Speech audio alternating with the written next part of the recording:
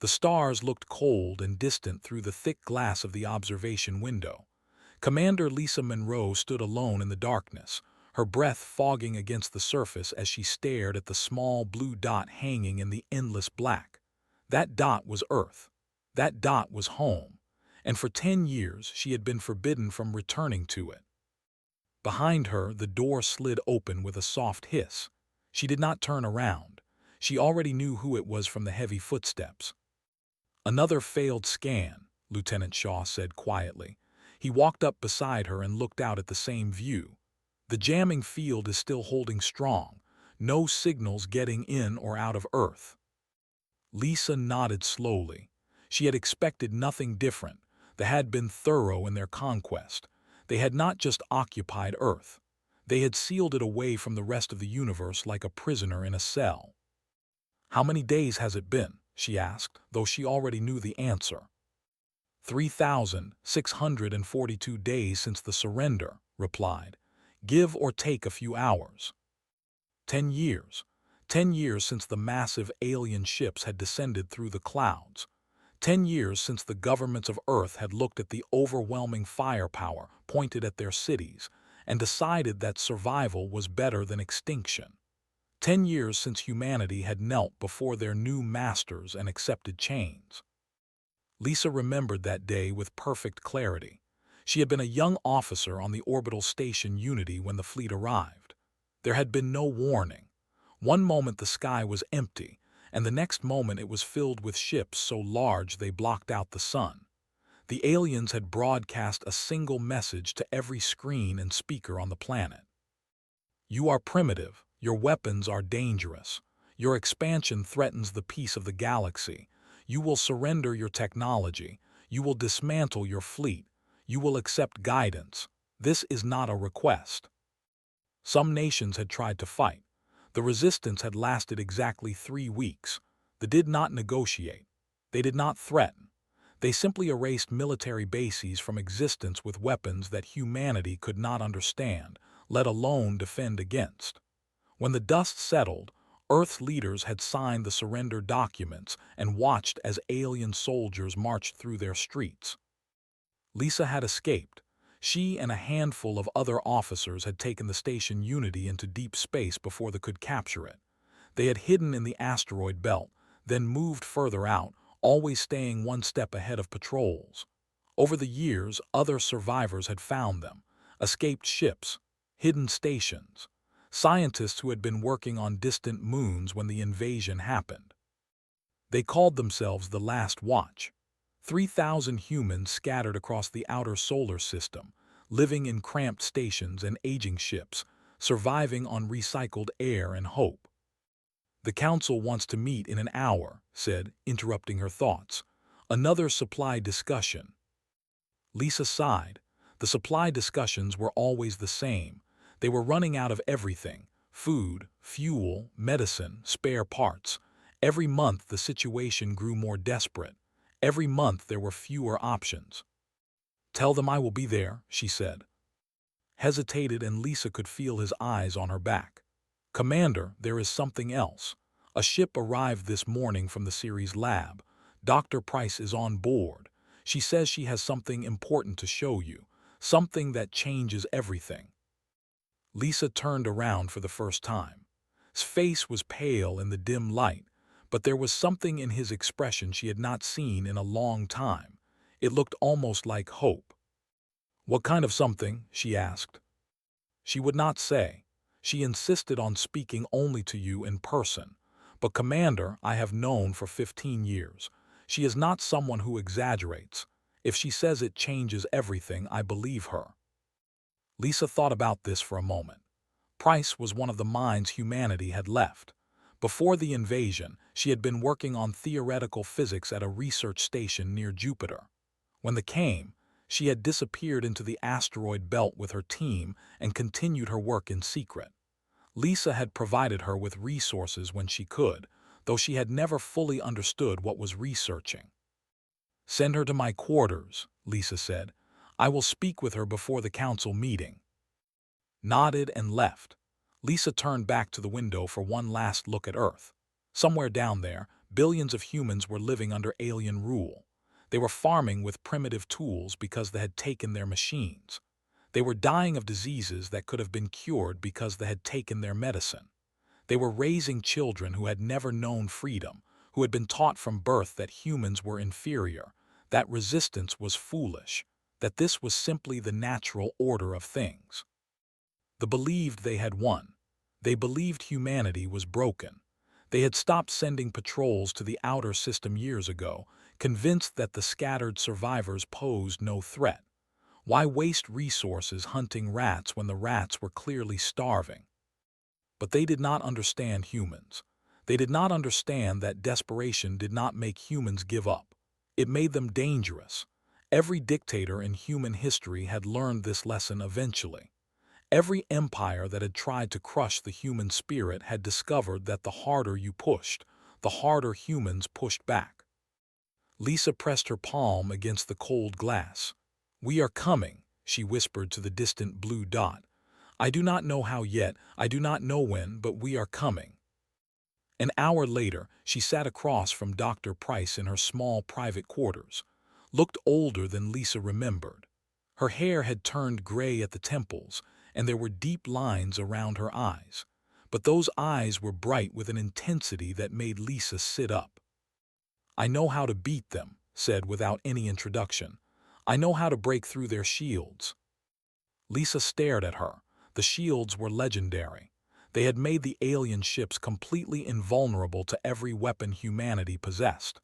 During the 3 weeks of resistance, human forces had thrown everything they had at those shields: nuclear missiles, kinetic weapons, directed energy beams. Nothing had even scratched them. "That is impossible," Lisa said slowly. Smiled, and there was something fierce in that smile. "That is what they think too. That is why they stopped watching us. That is why they got lazy. They believe their shields are perfect." She reached into her bag and pulled out a small data chip. "They are wrong. I found the flaw, and I can show you how to exploit it." Lisa took the chip from her hand. It was small and light, just a few grams of metal and circuitry. But as she held it, she felt something she had not felt in 10 years. She felt the cold weight of despair lifting from her shoulders. She felt possibility opening up before her like a door. "Tell me everything," she said, and began to talk. The briefing room was small and crowded. 12 officers sat around a metal table that had been welded together from spare ship parts. The air recyclers hummed loudly overhead, struggling to keep up with so many people breathing in such a tight space. But nobody complained about the discomfort. Everyone was too focused on the holographic display floating above the center of the table. Dr. Price stood at the head of the room, manipulating the display with quick gestures. A three-dimensional model of a shield generator rotated slowly in the blue light. "The shield technology works on something called quantum resonance," explained. "In simple terms, it creates a barrier that exists slightly out of phase with normal matter. That is why our weapons pass right through without causing any damage. They are not hitting a wall. They are hitting nothing at all." Commander Lisa watched the faces of her officers. Most of them had the same expression of confusion and skepticism. They had all lost friends and family to those shields. They had all watched human weapons fail against them again and again. "So how do we hit something that is not there?" asked Captain Daniel Wright. He was the oldest officer in the room, a gray-haired veteran who had commanded a battleship before the invasion. His ship had been destroyed in the first week of fighting. Smiled and zoomed in on a specific component of the generator. "The shield has to stay synchronized with normal space somehow. Otherwise, the ship inside would be just as unreachable as the ship outside. There is a connection point, a frequency that keeps the shield anchored to reality." She highlighted a small crystal at the center of the device. "This is it, the resonance crystal. It vibrates at a very specific frequency. If we can match that frequency with an energy pulse, we create interference. The shield becomes unstable." "Unstable how?" asked Lieutenant Shaw. "It collapses completely. One moment the ship is protected by an impenetrable barrier. The next moment it is as vulnerable as any other ship. Brought up a new image showing energy patterns and calculations. I have spent 7 years working on this. I have run thousands of simulations. It works. The room was silent for a long moment. Lisa could see the officers processing what they had just heard. For 10 years, they had believed victory was impossible. They had survived only because they were not worth hunting. Now they were being told that the great invincible enemy had a weakness after all. Chief Engineer Samuel Torres spoke up. He was a practical man who cared more about machines than theories. Can we actually build this weapon? We do not exactly have a lot of resources out here. We can, replied. The pulse emitter can be constructed from modified components we already have. The key is the calibration. Each emitter has to be precisely tuned to the correct frequency. One wrong calculation and it will not work. How long? Lisa asked. It was the only question that mattered. 6 months. Maybe 5 if we pull workers from other projects. We would need to retrofit our combat ships with the new weapons and train gunners on the targeting systems. Daniel leaned back in his chair and crossed his arms. Even if this works, we have 11 ships. They have 200 in the Earth system alone. We cannot win a straight fight. We are not going to fight a straight fight, Lisa said. She stood up and walked to the holographic display. We are going to fight a different kind of war, a war of fear. She pulled up a map of the solar system showing patrol positions. The aliens have grown comfortable. They rotate their patrols on a fixed schedule.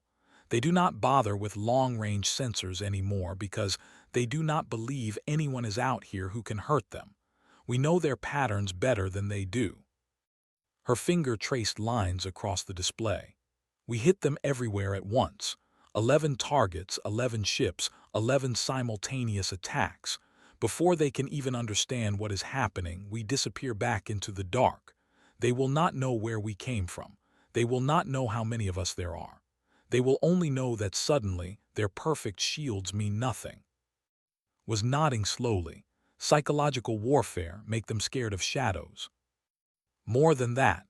Lisa turned to the communications officer, a young woman named Cole who had been listening quietly from the corner. You have been studying communication systems for years. Can you break into their network? Blinked in surprise at being addressed directly. She was barely 25 years old, one of the youngest officers in the last watch, but she had a gift for codes and signals that bordered on genius. I think so, she said carefully. Their encryption is complex, but they have not updated it in a long time. They stopped worrying about security when they stopped worrying about threats. I want you to hack into their relay system, Lisa said. Not to steal information. I want to broadcast on it. I want to send a message that every species in the galaxy will see. The room went very quiet. Daniel was the first to speak. What kind of message? Lisa looked around at her officers, meeting each of their eyes in turn. These were people who had lost everything. They had watched their civilization fall. They had spent a decade hiding and running and slowly dying. They had every reason to despair, and yet here they were, still fighting. They told the galaxy that humans were dangerous primitives who needed to be controlled, Lisa said. They told everyone that they had saved the universe from us. They painted themselves as peaceful protectors and us as violent children. Her voice hardened. I am going to show the galaxy the truth. I am going to show them what humans are really capable of, and I am going to make them afraid. Samuel let out a low whistle. That is a bold plan, Commander. Boldness is all we have left. Lisa turned back to. Start the retrofits immediately. Pull whatever resources you need. I want every ship ready in 5 months. Nodded and began packing up her equipment. The other officers started talking among themselves, their voices mixing with excitement and nervousness. For the first time in years, there was energy in the room. There was purpose. Stayed behind after the others left. He stood beside Lisa as she stared at the map of positions. You know this might not work, he said quietly. I know. You know that even if it does work, most of us probably will not survive. I know that too. Was silent for a moment, then he put his hand on her shoulder. Lisa, I have followed you for 10 years. I will follow you into this fight, but I need to know, do you really believe we can win? Lisa thought about his question. She thought about the billions of humans on Earth waiting for a liberation that might never come. She thought about the children who had never seen the sky without alien ships in it. She thought about her grandmother, who had died because they took their medicine. I believe that humans do not know how to quit, she finally said. I believe that somewhere in our blood there is something that refuses to accept defeat. They think they broke us. They think we gave up. They have no idea that we have been building and planning and waiting all this time. She turned to face directly. Can we win? I do not know, but I know we can hurt them. I know we can make them bleed. And I know that is more than anyone in the galaxy thought was possible. Nodded slowly. Then that is enough for me. He left her alone with the map and the plans and the weight of 3,000 lives depending on her decisions. Lisa stood there for a long time, watching the holographic display rotate slowly in the darkness. 5 months. In 5 months, humanity would rise from the ashes, or they would die trying. Either way, they would never forget them. The months passed slowly in the darkness of space. In hidden shipyards carved deep into asteroids, engineers worked day and night. They stripped old equipment from mining vessels and cargo ships. They rewired ancient military components that had been salvaged from the ruins of the human fleet. They built the pulse weapons piece by piece, following precise instructions, knowing that a single mistake could make the difference between victory and disaster.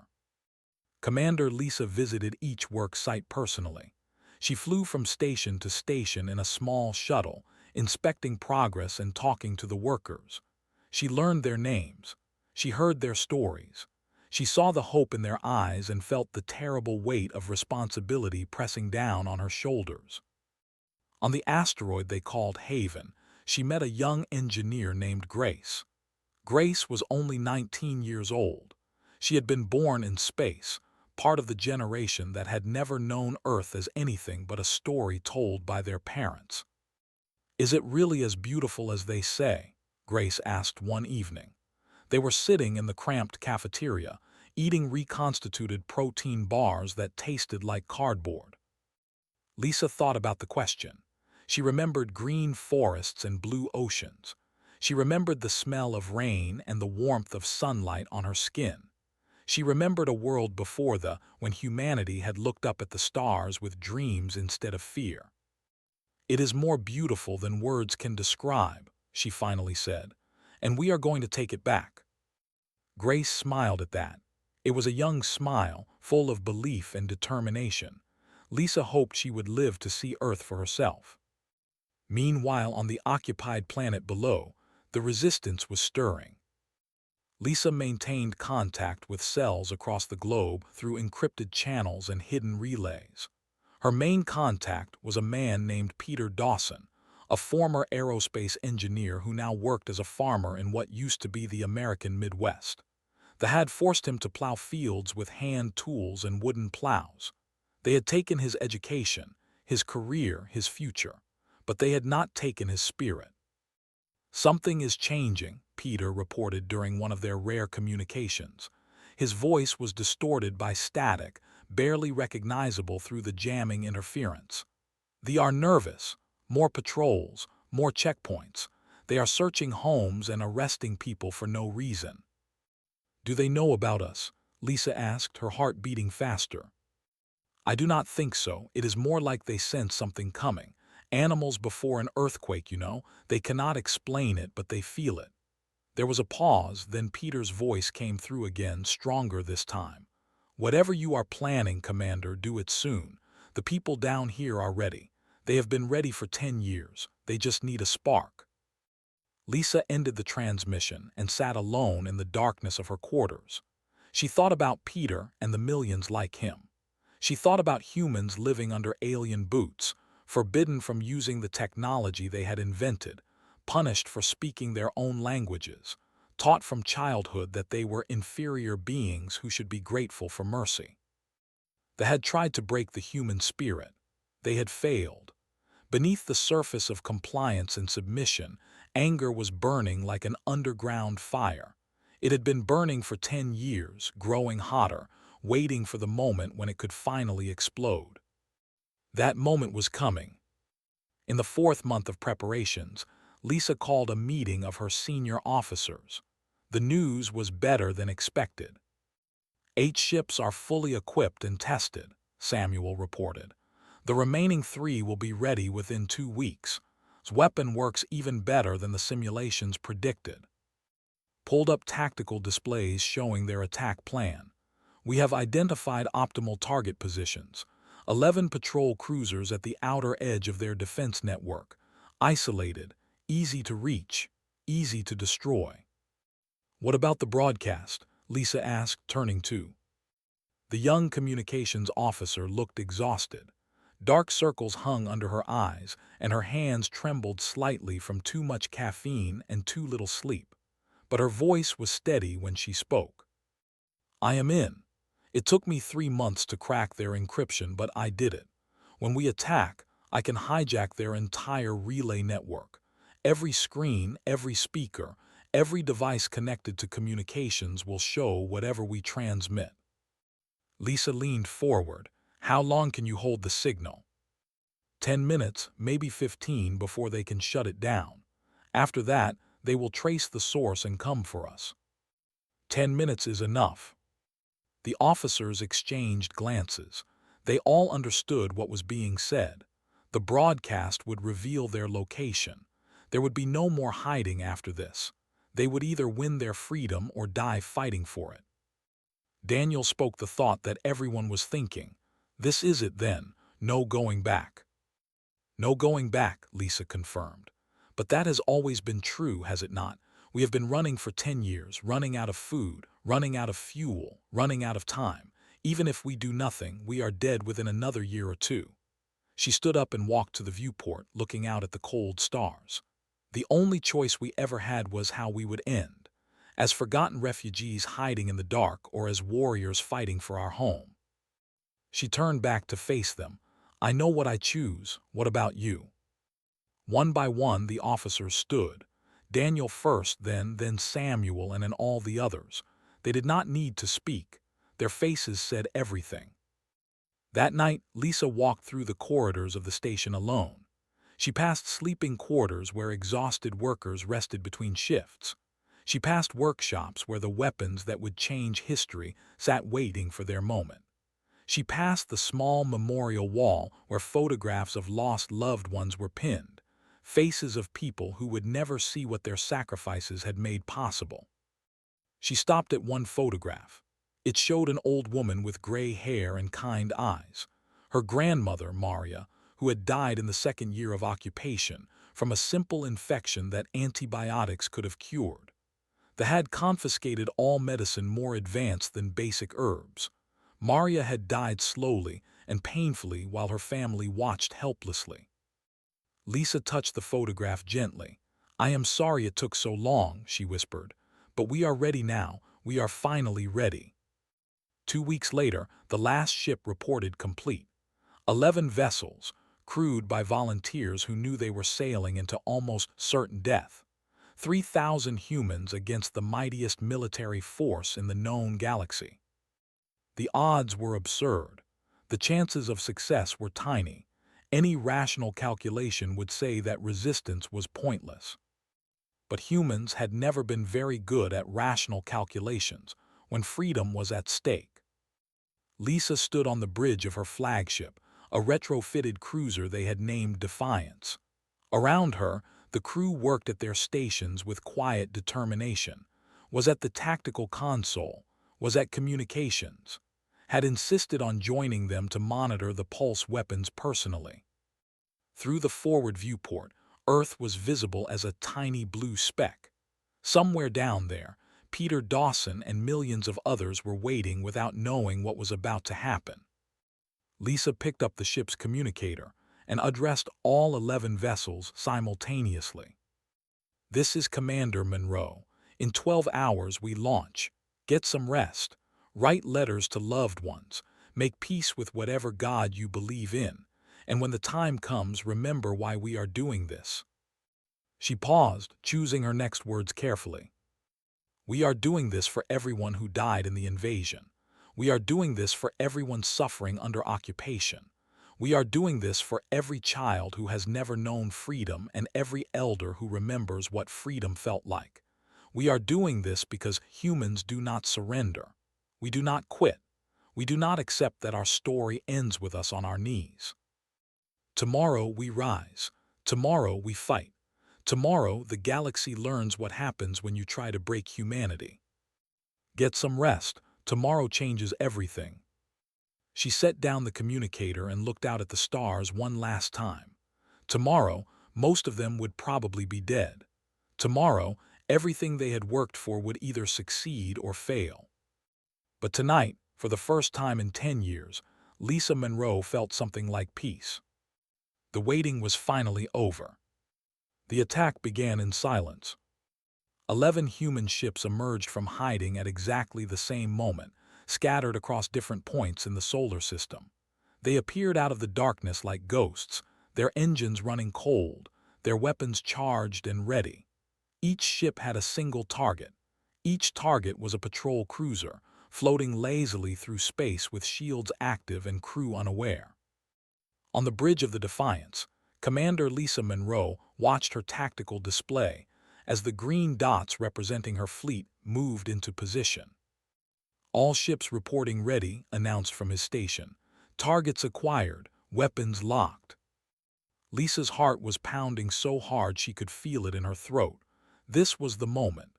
10 years of running and hiding and planning had led to this single instant. If weapon worked, they had a chance. If it failed, they would all die within minutes. "Fire," she said. 11 pulse beams lanced out across the void simultaneously.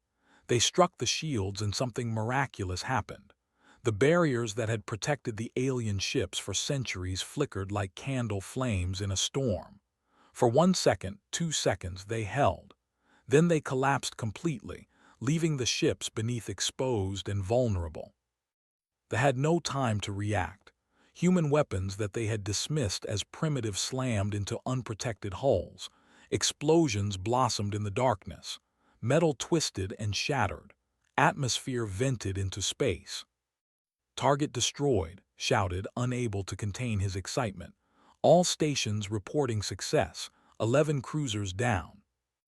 Lisa allowed herself one moment of satisfaction before pushing it aside. They were not finished yet, not even close. "Move to Phase 2, she ordered. "All ships converge on Rally Point 7. Are you ready?" The young communications officer was hunched over her console, fingers flying across the controls. Sweat dripped down her forehead. "Almost there," she muttered. "Their network security is trying to lock me out, but I have a back door they do not know about. Just give me 30 more seconds." Those 30 seconds stretched into eternity. Lisa watched her displays as alerts began popping up across the network. The aliens had noticed that their patrol ships were gone. They were waking up, trying to understand what had happened. "Come on," Lisa breathed. "Got it," sat back with a gasp of relief. "I am in, broadcasting on all channels. Every screen in the galaxy connected to communications is now showing us." Lisa stood up and straightened her uniform. She had thought about this moment for years. She had rehearsed what she would say 1,000 times. But now that it was happening, the words came from somewhere deeper than memory. They came from her heart. She stepped in front of the camera and began to speak. "My name is Commander Lisa Monroe. I am speaking to you from the human vessel Defiance. 10 years ago, they came to our world. They told us we were primitive. They told us we were dangerous. They said our technology threatened the peace of the galaxy and that we needed to be controlled for our own good. On Earth, people stopped in the streets. In occupied cities around the planet, humans looked up at public that had been seized by someone they thought was dead. Soldiers stared in confusion at displays showing a human face instead of their usual propaganda. They dismantled our civilization. They took our medicine and watched our sick die. They took our machines and made us farm with wooden tools. They took our children and taught them to be ashamed of being human. They called this mercy. They called this protection. Lisa's voice grew harder, colder. Tonight, we destroyed 43 of their warships.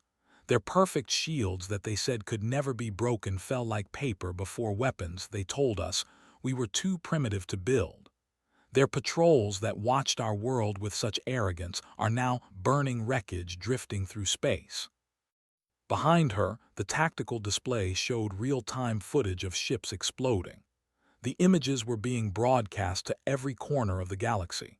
Every species that had watched the expand unchecked for was now seeing something they had never seen before. The conquerors were bleeding. This message is not a threat, Lisa continued. It is not a negotiation. It is a simple statement of fact. You came to Earth thinking you would find another primitive species to add to your collection. You thought you could break us the way you broke so many others. You were wrong. She stepped closer to the camera, and her voice dropped to something almost intimate. Humans do not stay broken. We do not know how. You can burn our cities and we will rebuild them from the ashes. You can scatter us across the stars and we will find each other in the darkness. You can take everything we have and we will make weapons from scraps and hope from despair. That is what you never understood about us. Suffering does not destroy humans, it makes us stronger. Every time we are pushed down, we come back harder. Every time we face impossible odds, we find a way. This is not courage. This is not defiance. It is simply who we are. On Earth, people were crying. In hidden basements and secret meetings, resistance fighters watched the broadcast with tears streaming down their faces. For 10 years, they had believed they were alone. For 10 years, they had fought without hope. Now they knew the truth. They had never been alone. So here is your choice, Lisa said. Leave our system, release our world. Let humanity chart its own course among the stars. We do not want your empire. We do not want your territories. We only want what was always ours. She paused, letting the words hang in the silence of space. Or stay. Stay and learn what it really means to fight humans. We have nothing left to lose. We have already lost everything. And a species with nothing to lose is the most dangerous thing in the universe. You thought you had won. You thought the story was over, but we are still here. We are still fighting, and we will never ever stop. Lisa looked directly into the camera, and her final words were spoken with absolute certainty. You have ruined yourselves. You just do not know it yet. The transmission ended. For a moment, the bridge of the Defiance was completely silent. Then let out a breath he seemed to have been holding for the entire broadcast. That was something, he said quietly. Was it enough? Lisa asked, suddenly feeling very tired. Commander, interrupted, her voice urgent. We have incoming. Multiple warships converging on our position. They traced the signal faster than I expected. Lisa nodded. This was always part of the plan.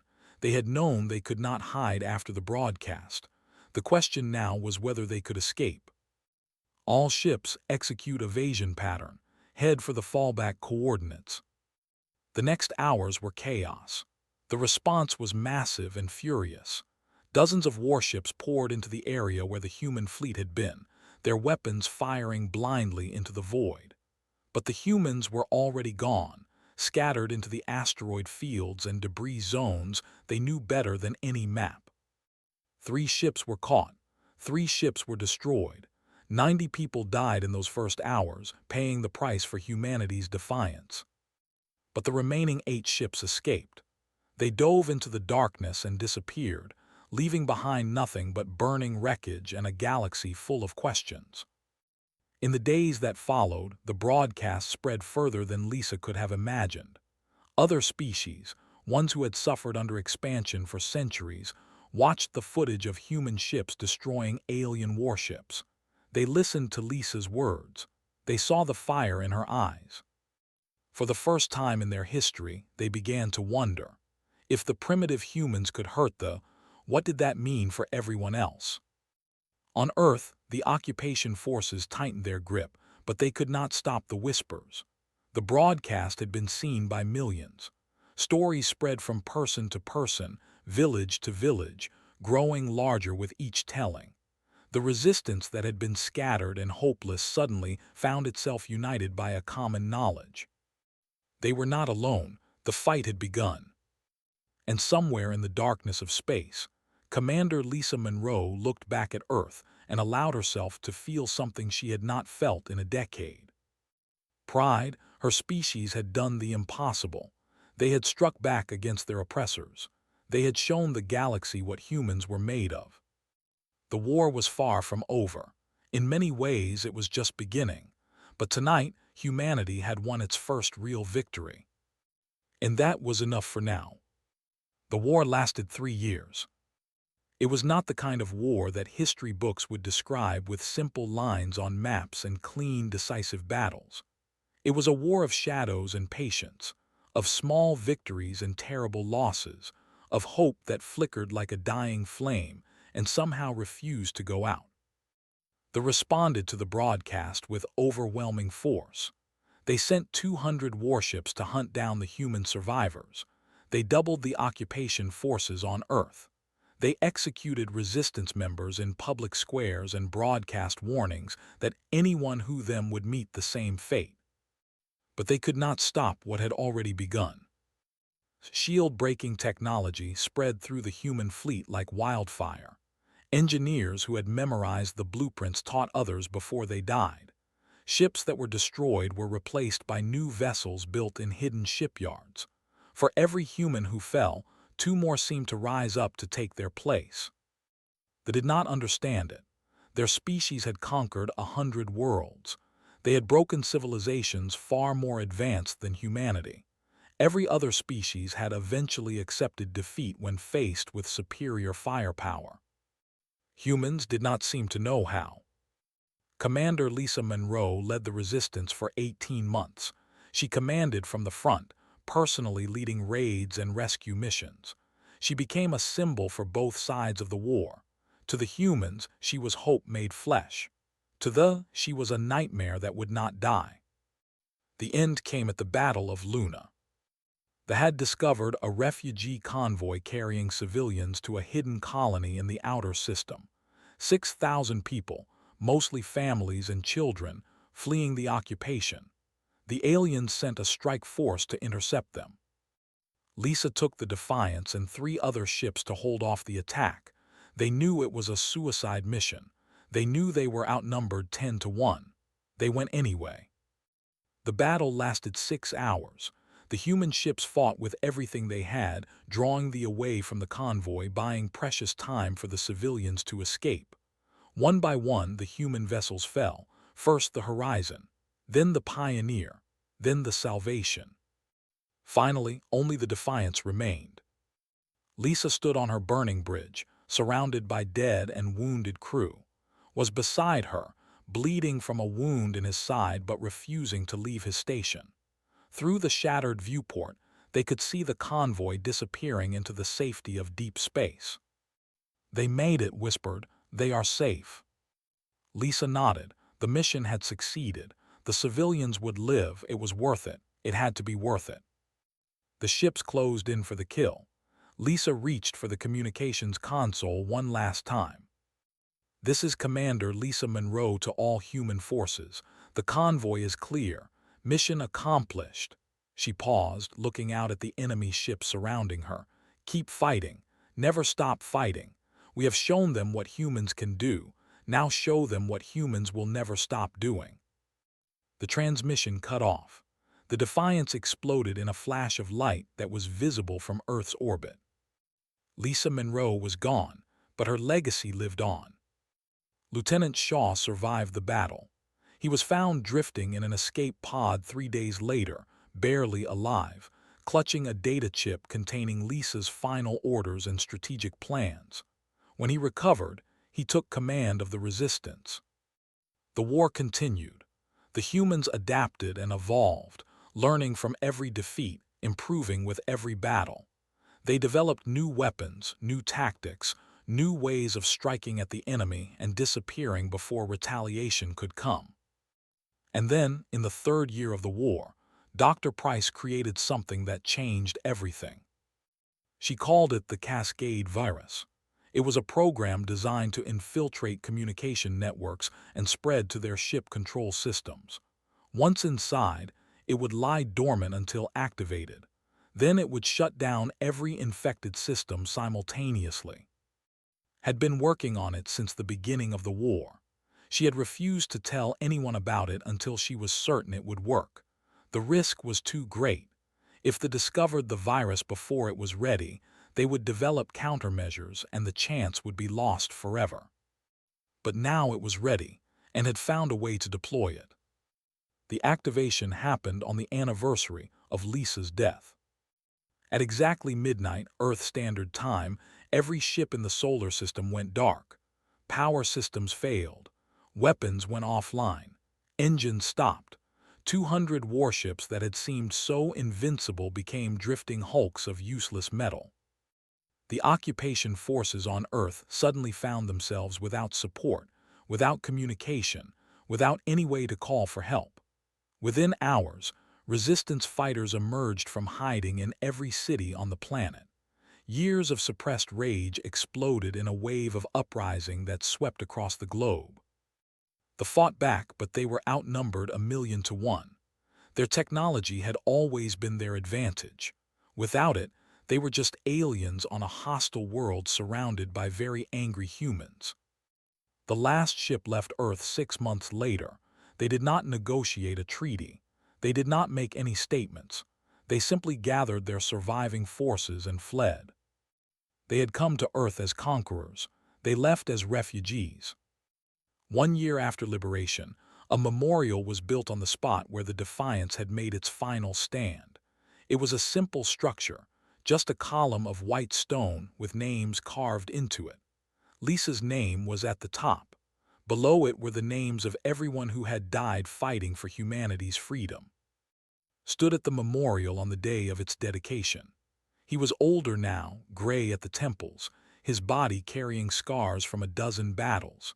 Beside him stood Cole, who had become the head of Earth's new communications network.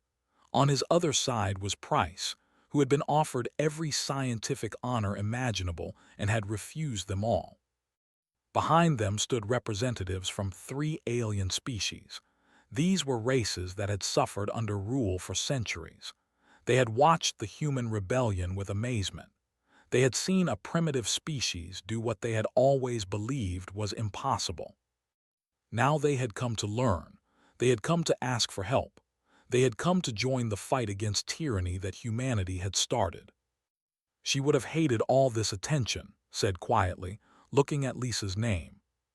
Smiled sadly. She would have told us to stop standing around and get back to work. She was right, you know, about everything. Turned to face the crowd that had gathered for the ceremony. Thousands of people, human and alien alike, waiting to hear from the survivors of the war that had changed the galaxy. He stepped up to the podium and looked out at the sea of faces. Commander Lisa Monroe once told me that she did not know if we could win. She said she only knew that we could fight, that we could hurt the ones who hurt us, that we could show the galaxy what humans were made of. He paused, gathering his thoughts. She was wrong about one thing. We did win, not because we were stronger or smarter or better equipped. We won because we refused to accept any other outcome. He gestured at the alien representatives standing behind him. Today, we welcome new allies, species who have watched us from afar and decided that freedom is worth fighting for, species who have been told for generations that resistance is futile and who now see proof that resistance is everything. His voice grew stronger. They believed they could break humanity. They believed they could crush our spirit and make us accept our place at the bottom. They ruined themselves with that belief. Looked back at the memorial, at the names of the fallen, at the legacy they had left behind. Commander Monroe told the galaxy that humans do not know how to stay beaten. She was right. And now we are going to teach that lesson to everyone who needs to learn it. Not because we want empire, not because we want revenge, but because no species anywhere in the universe should have to live on their knees. The crowd erupted in cheers, human and alien voices mixing together in a sound that echoed across the stars. Somewhere in the vast darkness of space, on distant worlds where oppressed peoples heard the news of Earth's liberation, hope was stirring. They had tried to silence humanity forever. Instead, they had unleashed something far more powerful than they could have imagined. They had shown the galaxy that the mighty could fall. And humanity was just getting started.